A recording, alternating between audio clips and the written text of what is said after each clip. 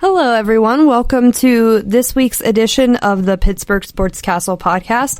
I'm Rachael Krieger. I'm your host, and I don't sound like a mouse this week, which is great. I tested my audio like 3 times before I hopped on the phone call with our very special guest. We have Cody Flavell, 2 for 2 on pronouncing the last name, so woohoo. Cody, how you doing today? Pretty good. Excited to knock out another podcast.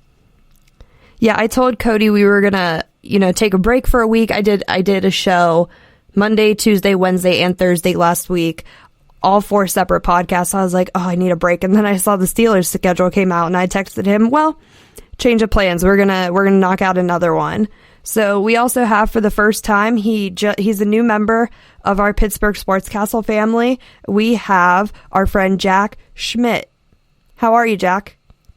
I'm good. How are you? Thank you. I'm very excited for this. Yeah, well, welcome to the team. We're always happy to have new writers, have new people join the PSC family. If you are interested in becoming a writer, you can always reach out to myself, Cody. You can tweet the Pittsburgh Sports Castle Twitter. You can email us, pittsburghsportscastle@gmail.com. So this week, before we get into it, I asked Antonio and Shailene last week, with all of this quarantine, I think we're on maybe week 7. I don't know. I've lost count. But what are some things that you guys are doing to kind of combat boredom? Anything's on the table. Video games, books, whatever. Well, it's funny you mentioned I've played a lot more video games than I've bargained for over the course of my entire life. I've been writing as much as I can for a couple different websites, including PSC.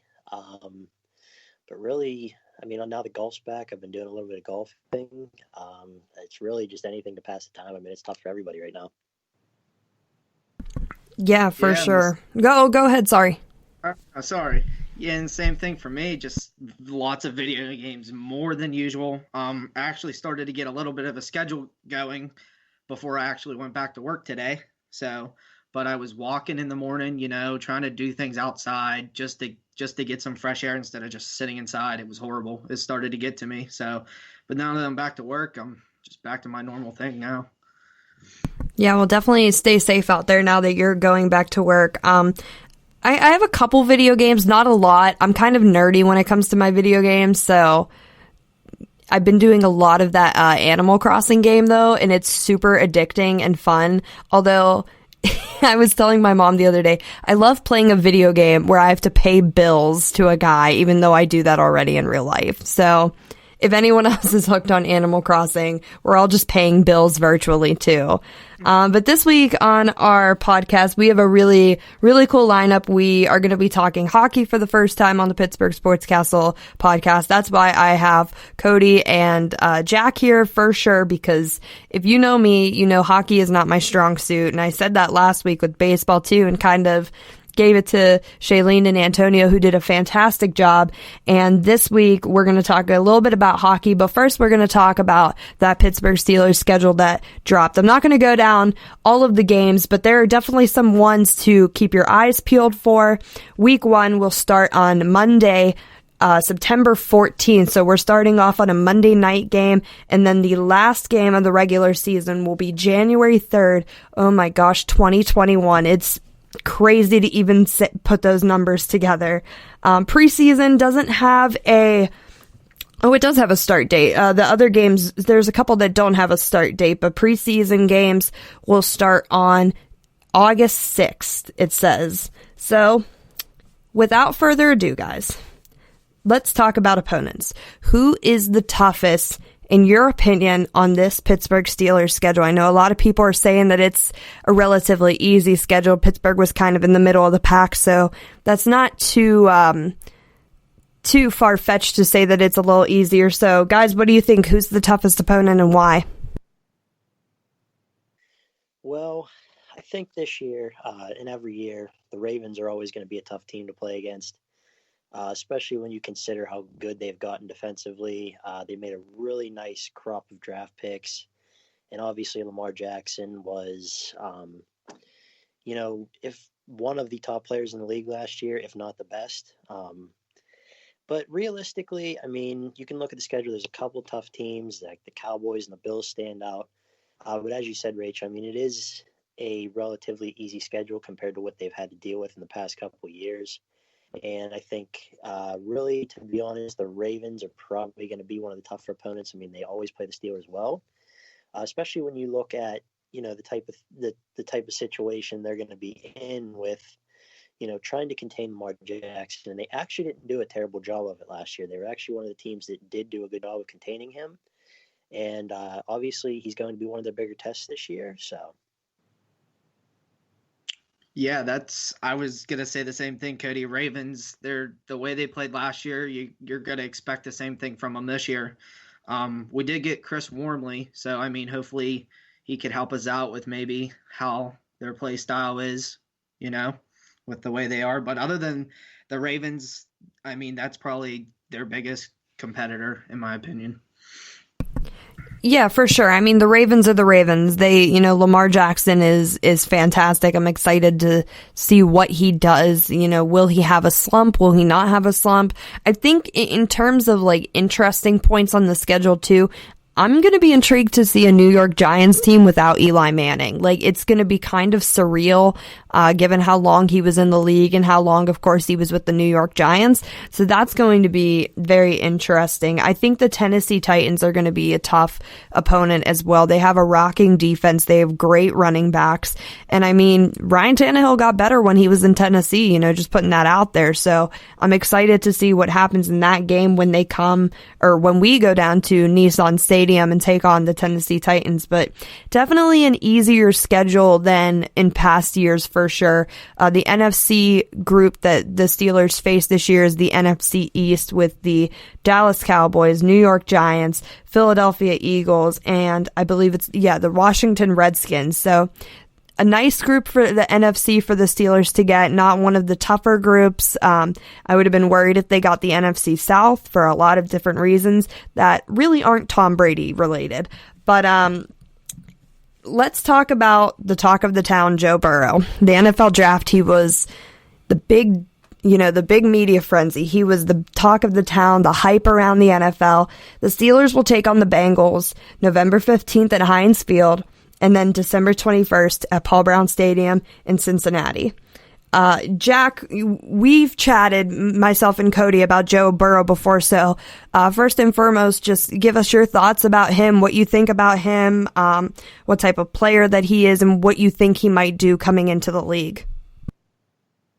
Yeah, so definitely I like his play style. I like that he's more of a passing quarterback than anything. You see a lot of quarterbacks these days more of looking to run before anything else, and I'm glad to see finally someone that is just all passing and has great vision and uses every single player, like you saw at LSU, used all those great wide receivers, tight ends, all of them, running backs, everything. And I mean, I think him going to the Bengals is great because they had Andy Dalton, who was a passing quarterback. So I think him filling Andy Dalton's shoes is just perfect. He fits the way they'll pass the ball because of the receivers they have. They did draft T. Higgins from Clemson, the second round first pick. So not only will they have him this year, but they also have veteran AJ Green, who said he'll stay. And then they'll have Tyler Boyd as well, who's still great and mixing out of the backfield. So just the way the Bengals have played in the past, I think he's going to be great for them. Yeah, and there's no quarterback controversy. In that first podcast, I mentioned how I wrote an article for PSC about Andy Dalton, how he should come to the Steelers, but he is now heading to the Dallas Cowboys, so there's no quarterback controversy there. In regard to the Steelers conference, of course you have the Baltimore Ravens, the Cleveland Browns, and you have the Cincinnati Bengals. Who do we think is going to come out on top in this conference, and who do we think besides the Ravens could maybe provide an upset or two on the Steelers? I mean, everybody had the Browns going with it last year with the way their offense was completely packed with absolutely amazing players and the way they were able to produce, but I didn't see it. So, I mean, I might go with the Bengals just to see if he's able to just bring the whole team together, not just on offense, but if he's able to put up points for that team, maybe that'll get the defense going a little bit. Maybe that'll just get special teams as big as they could be. So I'm going to go with, obviously, the Bengals have a pretty good chance at keeping with the Steelers if they can get some momentum going early. Yeah, it's funny because, as you alluded to, the Browns for years have been, and I shouldn't say years, maybe the last 2 or 3 now that Baker Mayfield is their quarterback. They've really been expected to be a great team, and offensively, they really have drafted well over the past couple of years. They've added a lot of high-profile guys, with Odell Beckham Jr., Jarvis Landry, and Nick Chubb is one of their running backs. They've got some really good weapons for Baker Mayfield. I think the biggest thing for them is finally living up to expectations. I mean, I think the defense has finally taken that step personnel-wise that can make them a force to be reckoned with. Now, I mean, it is Cleveland, so we've seen in the past that their expectations have not necessarily been met. But I think at the end of the day, it's going to be a really fun division to watch this year. I'm a little bit lower on the Bengals, I think, than you guys are. I want to see Joe Burrow prove it in the NFL first. It's not that I don't believe in him. It's just it's going to be rough. They don't have a good defense, and he does have good weapons, but I want to see him prove it in the NFL first. I mean, there's been a lot of first overall picks who've had a really good college career that came to the NFL, and the hype was just too much for them. And I want to see Joe Burrow do it first. And I think that if he is an adequate quarterback, I think the Bengals are at best a 6-10 team, even with a very good Joe Burrow. I just don't think they're quite ready to take that next step. But as far as the Browns, I mean, like I said, I think it's going to be a two-way race, I think, between the Steelers and Ravens, but I wouldn't be surprised if Cleveland finds a way to sneak in. And I think that your point, too, with Cincinnati having, on paper at least so far, a really good offense and then a not so great defense. I think that's, kind of interesting to looking back on the Steelers last year in 2019. They had not so great of an offense and they had a really great defense, and that carried them a couple games, but ultimately it didn't carry them all the way. So I think you have great points there, Cody. I'm also I'm ready to see Joe Burrow prove himself first and foremost. You can't just go in there and, expect to, throw 7 touchdowns in your first NFL game. That's just not going to happen. So I'm excited to see what he does. And, when he meets the Steelers, he will meet the very likes of Cam Hayward for sure, without a doubt there. So we have a couple games that we have circled on our calendar. For me, I think September 27th is going to be the exciting game in Steeler Nation. It's at Heinz Field against the Houston Texans. As everyone knows, this offseason, the Steelers added another Watt brother. This time they added Derek Watt, a fullback, to replace Roosevelt Nix. And the last name does ring a bell. TJ Watt is on the Steelers as well. The two are brothers. And then there's one other brother, JJ, down in Houston. So it's going to be a Watt brother family reunion, which is going to be really exciting. That's going to be awesome to see. A ton of marketing around that for sure. And it's just, I think it's going to be a good game. Houston is a good team. They have a solid defense. They have a good offense. DeAndre Hopkins, I believe he didn't move this offseason, did he? I know there was speculation that he was thinking of moving, but he didn't move, right? I'm not sure. He actually did get traded to Arizona. Oh, he did get traded to Arizona. Yeah. Oh, wow. I totally missed that. So disregard everything I just said about DeAndre Hopkins. Wow, yeah. Wonderful Bill O'Brien trade. Yeah, wonderful's a good word for it. Yeah, totally disregard everything I just said there. But either way, they have a great defense, and J.J. Watt, he does have a hard time staying healthy. But I think that if he can stay healthy for a whole season, they have a really good team. And that is just going to be a fun game to watch, being the Watt brother family reunion. So, guys, what do you have circled on your calendars? Well, I as well as Rachael, am really excited about the Texans game because Deshaun Watson is my favorite player that doesn't play for the Steelers. He's just such an electric, fun quarterback to watch.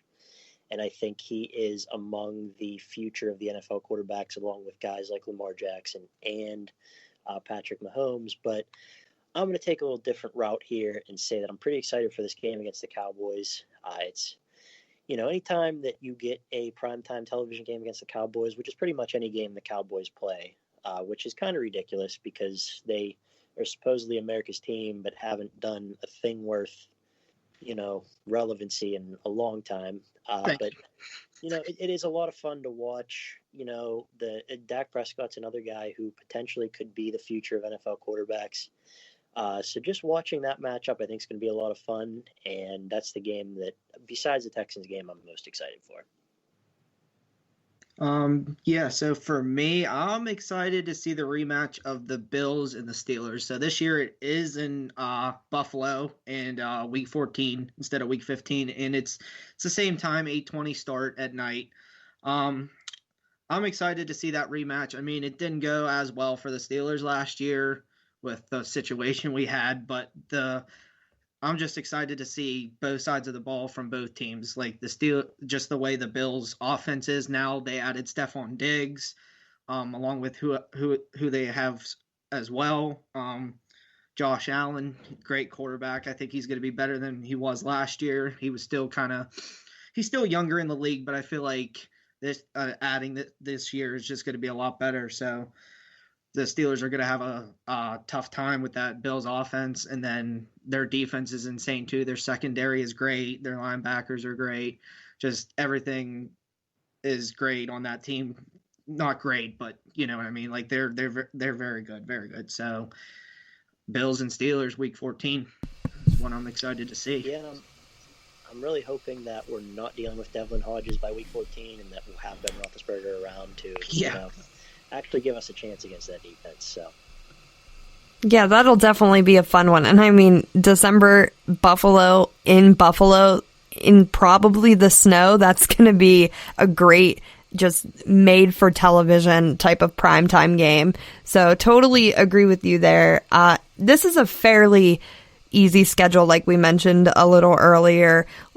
I want to do some way too early predictions with you guys. So Steelers, of course, have a relatively easy schedule, being in the middle of the pack. Their bye week is week 8, sandwiched in between games against Baltimore and Dallas.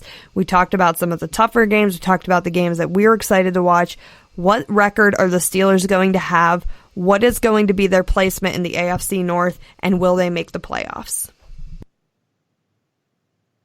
Well, I want to say I hate doing these kind of things because I think so early it's hard to tell. And I think when the schedule comes out, everybody's saying to themselves, we're going to be 10-6 this year, and we're going to the playoffs. Well, not everybody can make it. And obviously the season plays out a lot different. I think a lot of people had the Steelers pegged as a 10 or 11 win team last year, and obviously the Roethlisberger injury didn't help matters there. I mean, the Minka Fitzpatrick trade did change the entire dynamic of that defense. And, they went and rattled off, what was it, like 8 out of 10 straight games last year. Ended up losing their final 3. But considering the quarterback play, it was a pretty impressive season. So I think with Ben Roethlisberger back this year and that same defense minus, I think the only starter they lost was Javon Hargrave on defense. So I think if Roethlisberger stays healthy, and it's a big if, I mean, at his age, you don't know until you really start throwing the ball out there on the field. You can toss the football in the backyard. It's not the same as taking hits and everything else that encompasses a football game. But I will say that the Steelers go 12-4 this year, and I actually have them winning the division. I think the Ravens are going to be very good again this year, but I think they're still going to be a wild card team at like 10-6, 11-5. I think defenses are going to figure out Lamar Jackson a little bit better this year. It's still hard to stop him. I mean, he's gonna run a lot, and he's hard to contain. But we saw in the playoffs he was able to get bottled up. I mean, it's possible to stop him from just completely taking the game over. And the Steelers actually, like I said, did a good job of that last year. They really didn't let him kill them as much as he probably could have. But I have them losing to the Ravens at least once. I think it's just a given that every year they're going to split the series with the Ravens. I have them losing that game against the Bills late in the season. I have them losing to the Titans, and I think they always lose that one game that they shouldn't. So I'm going to go ahead and say that the Redskins pull out the victory in that game against The Steelers, it's just the nature of a Mike Tomlin-led team, and I like Mike Tomlin, but it's always been a problem that he just doesn't get them up for some of these games that, they need to win. And I think that, especially with that game being, like a later game in the year, it's a dangerous game to kind of overlook, especially with the Buffalo Bills game coming up that next week. So I think that's the kind of trap game that the Steelers are looking at. I'm kind of close to you with that with you, Cody. I'm going 10 wins this year for the Steelers. So I'm not going as high on a limb that you are there, but I hope that's true. I mean, I hate doing the same thing. I hate saying what their record's going to be and how well they're going to do. It's hard for me to do that. The only thing that I really like, or that I would like to see the Steelers, is win all their primetime games. I mean, those are when the show is really on. So I hope they capitalize on those games. That'd be big, big games like that. And then focus on those ones because you have a few hard teams with during them. But don't forget about the division games. I mean, those ones are obviously just as important. So I'm just saying, I hope we beat the Browns twice this year. I don't want to split. So let's beat them both times. I think I'm gonna play devil's advocate, and I'm gonna be that type of person that Cody mentioned when he said he hated doing this. I'm going to say 13-3 this season. I think that loss against Tennessee, at least one against the Ravens, and I think that loss against the Buffalo Bills. I think when I looked at the schedule, the thing that really caught my eye were the last 3 games.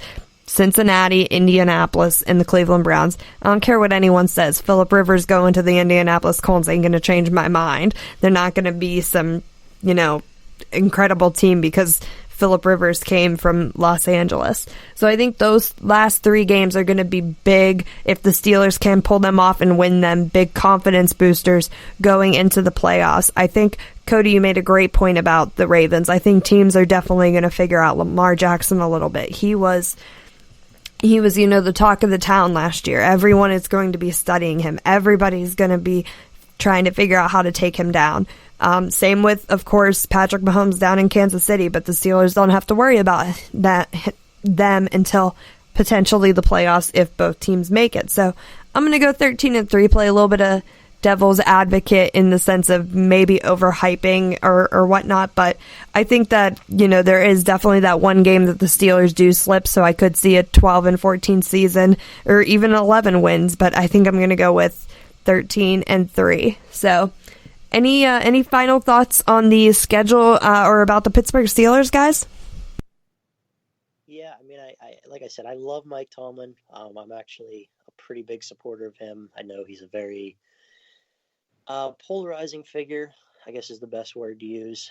But I mean, it is true that the Steelers sometimes just don't get up for some of these games that they, should. And he's never had a losing season in Pittsburgh, but to me, looking at this schedule is the kind of schedule that, he doesn't have them prepared for. And hopefully, I mean, they don't overlook anybody. Like I said, it's, every team in the NFL is good. There's never a truly bad team. The worst team in the NFL in any given year would beat the NCAA national championship or the NCAA national champion in football. I mean, it's just a given. So even the worst NFL team is going to be much better than people give them credit for. But, I'm hoping that they don't look at this schedule and overlook all these opponents, especially with like some of the, you got like I mentioned before, the Redskins game, the week before the Bills. I hope they aren't looking ahead to that Bills game, especially in a home game with the Redskins. It's really important to take care of your business, especially that late in the season. And hopefully, like I said, or like Rachael said, a 12-4, 13-3 season is in the works. And even a 10-6, like Jack said, would probably still have the Steelers in the playoffs, considering it seems like they're going to add a playoff team this year to both leagues. So, I mean, like I said, hopefully they don't lose sight of what's in front of them and they make sure to take care of their business on any given week. Yeah, I'm just glad we all have them with a winning record, of course. I mean, you said it with Tomlin. I was going to say that, but you took it right from me. just the way he coaches, he just needs to take game for game and just coach the way he does. I mean, like you said, he's never had a losing season, so let's not start now with what seems to be an easier schedule. Let's just go out there and show teams who the Steelers are. Yeah, and I think to kind of put a bow on everything, this is going to be a big prove-it year for Mike Tomlin. You know, there's a lot of people rumbling about him in Pittsburgh and outside of Pittsburgh, but, you know, the Rooneys have confidence in him. They have shown that many, many times. And I think that also to the points about Ben Roethlisberger coming out, when you get an angry Ben Roethlisberger, you're going to get some pretty good football. So I'm excited to see his return. I'm excited to see what he does and kind of see, you know, how long he's willing to keep this up, because he's not a young man anymore, and he probably isn't as strict with his regimen as maybe Tom Brady is. So I don't know if I could see him playing until his mid-40s. So I'm excited to see the return of Roethlisberger, and I know he's going to be fired up to come back. I know he's going to be fired up with his new weapons like Chase Claypool. So I'm excited to see what the Steelers do. And yeah, I mean, Mike Tomlin has had a winning record every year, so why start with a losing record now in such a crucial year to prove to Steeler Nation, to the Rooneys, and to everyone that he is not just a good coach, but is one of the best coaches. So that puts a wrap on our chat about the NFL and about the Pittsburgh Steelers, and this is your guys' time to shine, because like I mentioned, hockey is not my biggest strong suit.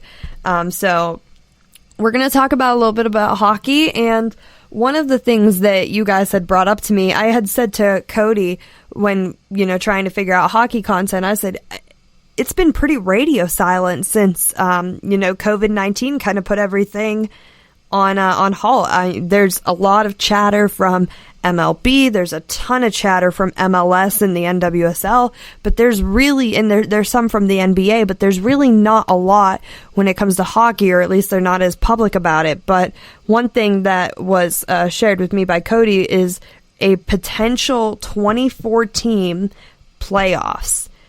Is this a good idea? Is it fair? What do we think of this? You know, the New York Post is saying that, you know, games might all happen in a central location in New Hampshire. And one thing that we have to remember too is right now, you know, not to get political, but we do have to talk about some policies, because there are Canadian teams, and right now there is a halt on all, you know, not immigration, what's the word I'm looking for? I guess just travel to different countries. So what's going to happen? Is this a good idea? Just kind of walk me through this, guys. Well, there's certainly a lot that needs to get figured out. I think that is the case, not just in the NHL, but in every sports league right now. You know, it's a crazy time, and there's so much that needs to be figured out in every league, with, you know, where people are going to stay. Are they going to, you know, prorate everybody's salaries? I mean, there's so much to figure out to make sure everybody stays safe, to make sure everybody's happy, to make sure everybody wants to even go forward with playing this season. Obviously, I think the players want to get back to it, you know, and I think the fans especially need it right now in this time, because I think everybody's going crazy with nothing to watch. You know, there's a couple sports. The UFC finally came back. WWE's been staying, you know, the course and just doing live shows every week. I know NASCAR's coming back this weekend. Golf's going to be back, I believe, in mid-June. So gradually we are getting things back. But I think everybody's really looking forward to getting, you know, the NHL restarted again, the MLB season to start. You know, we're all hoping the NFL is good to go, you know, come August, but I don't even think we know that far yet.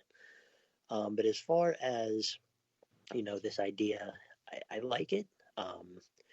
You know, there's 24 teams as of now. It would be a best of 3 play-in for like the bottom teams to get even into the tournament. And I like the idea simply because you would include all the teams that still had a shot. I mean, there really was a lot of teams in both the East and Western Conference that had a shot at making the playoffs. That with these, what was it, like, I think most teams had 12 to 15 games left in the season. You know, that was going to really determine who made the playoffs. But now you're going to give everybody a shot to make the playoffs, which I think is fair. And to me, it wouldn't make sense to come back for the last, 12, 13, 15 games of the regular season, because for the 8 to 10 teams that really aren't in contention anymore, it would be really meaningless for them to have to go through a training camp, come back, and play a month's worth of meaningless games for nothing. I mean, they aren't going to make the playoffs, so what's their motivation to come back? So to me, getting the cutoff at 24 is a pretty good idea, and I like the play-in round so that the teams that really did earn their spot already don't have to worry about getting in. I mean, they're already in, and you're really forcing the teams that were kind of on the bubble to get their way in. Yeah, I agree with you, Cody. It's just so high up in the air with like so many questions that need answered. And is this actually going to happen? Is there going to be a start time? How long will this take? So it's just crazy on how this whole thing's going to work. And like you said, Rachael, they really haven't put out anything. I think among all the teams, I think they're like the least ones that came out and said anything other than that. And that's even questionable. Yeah, for sure. And Cody, just there are some people who are, a little confused with the 3-game play-in rounds and just the idea overall. And I'm going to admit, raising my hand, I'm one of those people who is kind of like, what's happening? So what is kind of like the deal with that? How does that work? And, what is the protocol for picking the teams that have to play those games? Is that like based on records? Yeah, I don't have a complete idea of how they're going to do it exactly. I mean, based on everything I'm reading, it's going to pretty much be like the lower 8 to 10 teams that have to play their way actually into the tournament. So it's kind of going to be like a wild card round in a way. You'll get like a best of 3 series between like the lower teams that aren't kind of locked in already to play their way in. I mean, that's basically what I've read from it. So the teams that are, pretty much like locked in from like, the teams from like 16 and above that pretty much have their spot locked up are going to be the ones that won't have to play in this play-in. So that's how I'm taking it. But I think that, like I said, it's going to be an interesting idea, assuming that they can get hockey back in. And we're obviously not going to see fans, and I don't think we're going to have any fans in any form or fashion in sports until at least next year, when they potentially could come up with a vaccine. I think it's just too great of a risk to have fans in stadium unless, I know Florida's been talking about, I think they actually approved it already. They're going to allow 25% capacity at concerts, sporting events, things of that nature. So I guess that could happen in some areas, but I don't think you're going to see full capacity crowds again, at least until next year. Yeah, and I mean, just, putting perspective on that too in regard to fans in the stands, there are people who have shows that are postponing them to next year, concert-wise. But for hockey, when the season was kind of put on hold, the Pittsburgh Penguins were in 3rd place in the Metropolitan Division in the Eastern Conference, I believe. So do the Pens have a realistic shot at making the Stanley Cup if all of the, let's say this 24-team playoff model gets approved and everything? Do they have a realistic shot? But who are their biggest threats in the Metropolitan when all of this kind of put on halt? Washington was at number 1, Philadelphia was at number 2, Pittsburgh at number 3, and Carolina was at number 4 to round out the top 4. Yeah, the way I look at it, I think the Penguins had a realistic shot. I think this was one of the deeper teams they've had in the past decade, even including the 16 and 17 teams that won the Cup. With the additions of Jason Zucker and, guys along that line, Connor Sherry, they brought in pieces to reinforce their offense. And, I think when you look at the Eastern Conference, I don't think this break could have came at a better time for the Penguins. I mean, they were in a bit of a downward spiral. I don't think anyone expected this to go on as long as it has, and it might be beneficial for the Penguins. But I think that the Capitals and the Bruins were the biggest teams in the Metro, that we're going to be or in the Eastern Conference that we're going to be threats to the Penguins. Yeah, I think the Pens have a shot. I mean, like Cody said, they added Zucker, who's a talented, been in the league for a few years, great player, and then Sherry, who's been here before. So he's known some of these players and knows what his role is, and is a great addition along with the other guys. And with the way they were playing, like Cody said, they lost 6 straight there towards the end or close to that or something like that. And they were just not where they needed to be. And they were just they just needed some kind of help. And I guess if you want to call this help, they got it. So the way the Pens have always been in the playoffs, I think their experience in the playoffs would be great right now and hopefully getting everybody back from injury. So.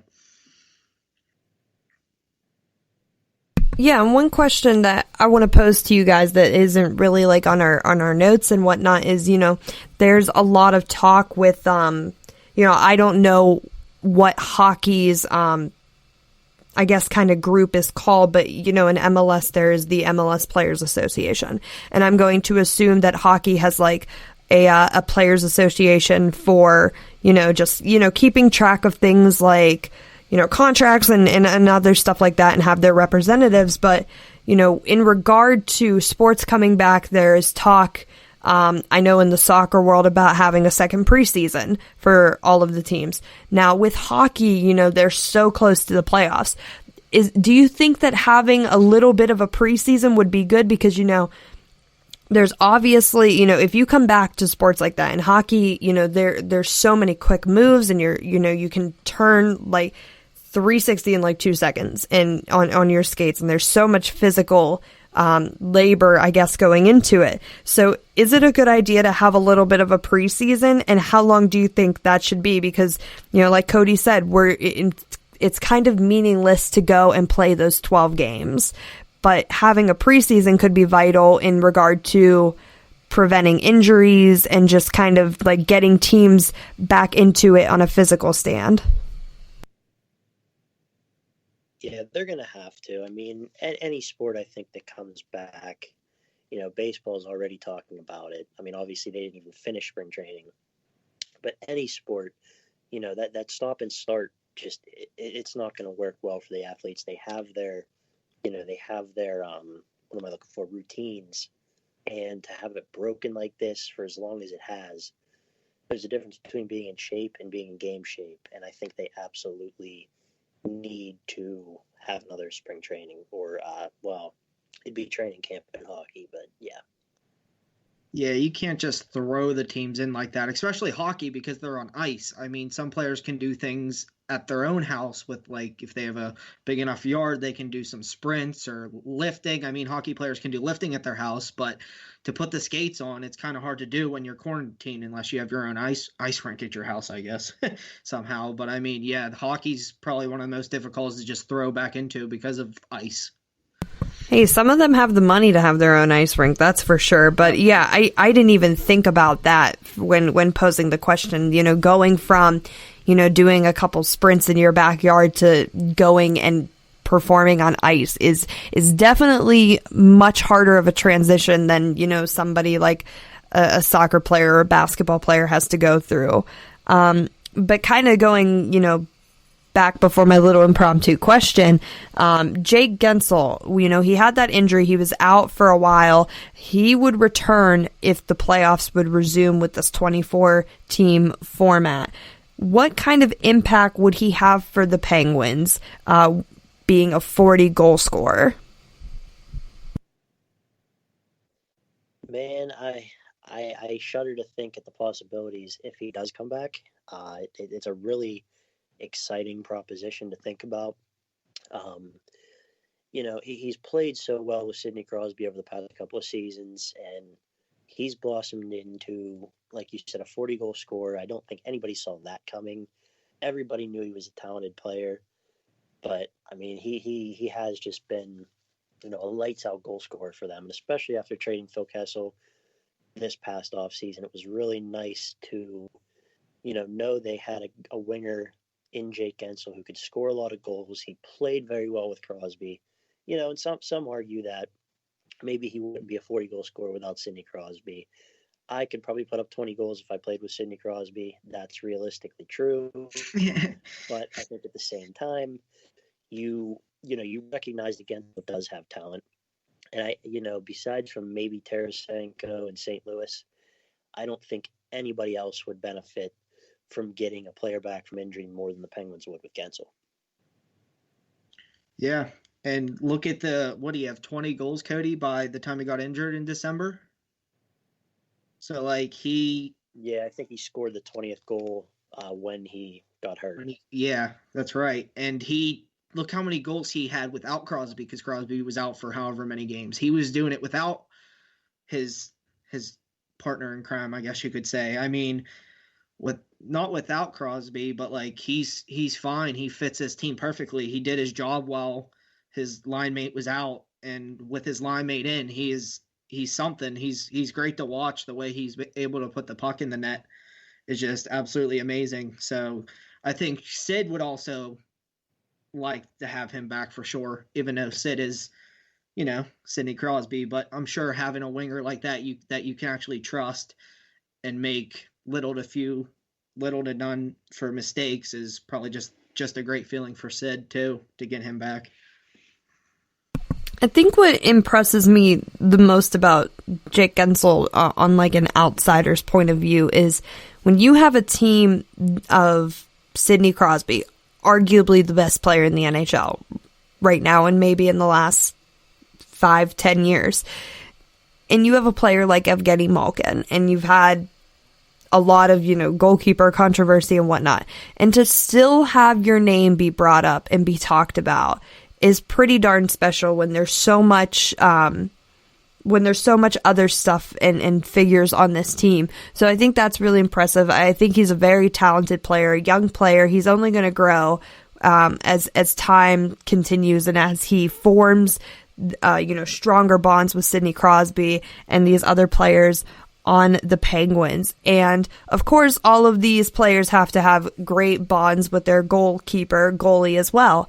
And Cody wrote a really terrific piece for the site about Tristan Jarry. I hope I'm saying his last name right. And of course, Matt Murray. And the goalkeeper, I keep saying goalkeeper. I'm a soccer person, guys, so please forgive me. So goalkeeper, goalie, same difference. Wrote about the goalie situation with the Penguins, who they're going to keep, who they're not going to keep, and he added some quotes from General Manager Jim Rutherford, and one of the things that Rutherford said was, I'll say this, if we're going to keep both of them, we'd have to move a few things around on our team. There's a way to do things and to make that work, yes. There are some very, very tough decisions ahead. There's always tough decisions. Everything when it comes to any sport, contracts, whatnot, it's a business at the end of the day. So who do you guys think stays in Pittsburgh? Do both stay in Pittsburgh? And if so, who's got to go to make sure that they stay in Pittsburgh?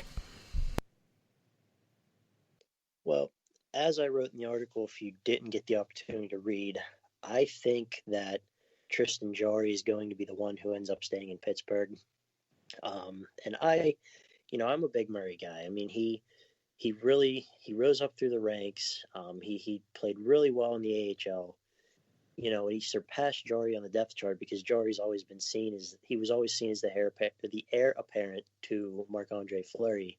He was a first round pick. He was really highly hyped. And then Matt Murray came out of nowhere with an explosion of, two really, really elite seasons in the AHL. And the Penguins had no choice but to give him a chance. I mean, he was just dominating. He proved that he literally was he looked like a 12th grader playing against a bunch of peewee preschool kids in the AHL. He was really playing well. And they gave him a chance. And he came to the NHL and he did the same thing. I mean, he played so well. And he eventually ended up, everybody knows the situation where Fleury had been the goaltender for over a decade. Everybody, for the most part, loved him. but Murray just, kind of took over. And because of his age, when the expansion draft came around, the Penguins had the two best goalies in the draft, and they had to let go of one because of the expansion rules. And because of, the success of Murray and, him being as, as young as he was at the time, they had no other choice but to go with Murray. And now, Tristan Jarry, with Fleury gone, out of the picture completely. And, originally Casey DeSmith was actually supposed to be the backup this season. The Penguins did sign him to, I think it was a little bit over $1 million per year for this and next season. But the Penguins were cap strapped at the beginning of the year. They with all they're paying a lot of good players, high money. And when you have good players like that, you've got to pay them. Well, the Penguins ended up getting caught in a situation where they couldn't squeeze DeSmith's money onto the roster. And Jarry, who I think is getting paid, a little bit south of, $1 million right now, fit in under the cap. And I think the plan was that, the first opportunity they were going to try to bring DeSmith back. Well, Jarry gave him no choice. I mean, he played lights out, and he wasn't getting the starts at first. And then Murray started to falter, kind of like Murray has done for the past couple of years. He plays really well, and then he has a lull in the season. And luckily, Tristan Jarry came in and put together an unbelievable season, made the All-Star game, took over the starting job for a while. And then Matt Murray started to regain his form, and I think Sullivan shifted back to Murray, I think, as we saw over the last 2 or 3 weeks before the season was halted. So it's going to be exciting, but I think Jarry is the one who stays. I hope they can fit both guys in, but I don't know that keeping both of them necessarily makes them a better team, because you'd have to get rid of a lot of players to make that happen. Yeah, you couldn't have said it much better, Cody. I mean, I'm not going to add a whole lot to what you just said, because you hit the nail on the head there, but I agree that they keep Jarry. I know we've talked about this together. But yeah, I say they keep Jarry and get rid of Murray. You got to go with the better goalie and the one that you feel is going to help you win games. Yeah, that's what it comes down to. Wins are wins, and like we mentioned earlier, this is a business. So if you haven't had the chance, definitely go read that story. It's a really good one, very insightful from Cody for sure. Guys, any final thoughts on the NHL, a potential 2014 playoff, and a possible return for a very stellar player named Jake Guentzel? I just really hope it happens, man. I love watching hockey, and playoff hockey is just, there's really nothing like it. And it may not be the same without fans in the crowd, but I think with hockey, you're really not going to recognize that watching on TV anyway. I mean, obviously it probably takes a lot of the emotion out for the players, but, as a fan who's starved for some, just any sports in general, I really hope that they can pull it off. Yeah, I mean, the not having the fans is kind of a big factor. I mean, obviously not from home as much, but playoff hockey is a different world. Even just sitting at home, it gets nerve-wracking, and you get so excited and you get so nervous, and I don't do that with other sports with playoffs as much. Hockey is just unique in its own way with playoffs, and it's great to watch, so I wish I could have it back. It's great. That's how everyone feels about all sports for sure. I almost watch Korean baseball to get a fix, to be quite honest with you. That about wraps it up for us. Where can we find you guys on Twitter? Give us a shout out and any, final thoughts in general that you guys have. So you can find me on Twitter at Cody_625, or my sports account, which is Let's Talk Pitt, but it's PIT. And one more thing I want to mention, we are going to be doing a series starting, actually, I think probably tomorrow, which actually would be Tuesday. We are going to be doing a grading their tenure series across the site. So we're taking a look into, the tenures of the head coaches and general managers across Pittsburgh. There's going to be a couple of us. I believe all three of us are involved, and we have one or two other people from the staff that are going to be helping out with that project. So, each day over the next week or so, we're going to be releasing one of those pieces. So hopefully you'll check that out, and we're excited to put that together. Yep.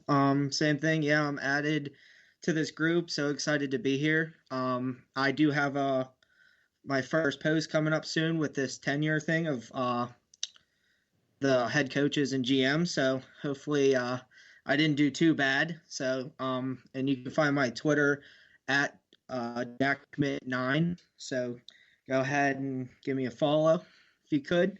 And can't wait to see what I can help the team out with. Yeah, for sure. Exciting stuff. And you can follow the Pittsburgh Sports Castle Twitter at PGH Sports Castle. My Twitter is just my name at Rachael Krieger. I have 2 A's in my name, not just one. Exciting news for the podcast. We are on all major platforms now, including Spotify and Apple Podcasts. Be sure to check us out by simply searching our name. We are also on Google Podcasts, Deezer, Podcast Addict, Podchaser, and of course our host website where we record, where we upload everything originally, Spreaker. And listeners, as always, if you have any ideas for podcast prompts and topics, please feel free to reach out to members of our team and our Pittsburgh Sports Castle Twitter. I can't even say the website name right. It's 10 o'clock. It is way past this girl's bedtime. Definitely send some ideas along, and thank you for joining us. We will see you all next time.